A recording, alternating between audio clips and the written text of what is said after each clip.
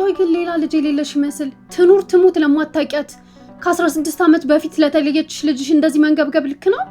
ሰላም ካሁን በኋላ ስለ ልጄ ምንም አይነት ክፉ ነገር እንዳትናገሪ። ልጄ በሕይወት አለች። የእናትነት አንጀቴ ነግሮኛል። ታዲያ የእናትነት አንጀትሽ እኛን እንዴት ረሳን?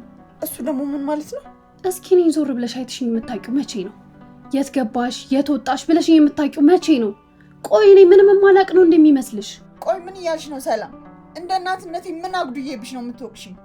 ኧረ እባክሽ እናትነት ማለት ማብላትና ማጠጣት ብቻ ነው የሚመስልሽ?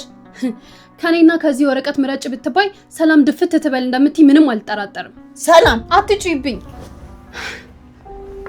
እውነቱን ነው እየነገርኩሽ ያለሁት። እኔም ሆንኩ ምናሴ ምንም አይነት ህይወት ኖሮን አያውቅም። አላዛር የነበረውን ልጅ ስሙን ቀይረሽ ምናሴ ያረግሽው ለምን ቢባል ሀሴትን ለማስታወስ። ከኔም ሆንኩ ከምናሴ የምታስታውሹና ማወቅ የምትፈልጊው በህይወት የሌለችው ትኑር ትሙት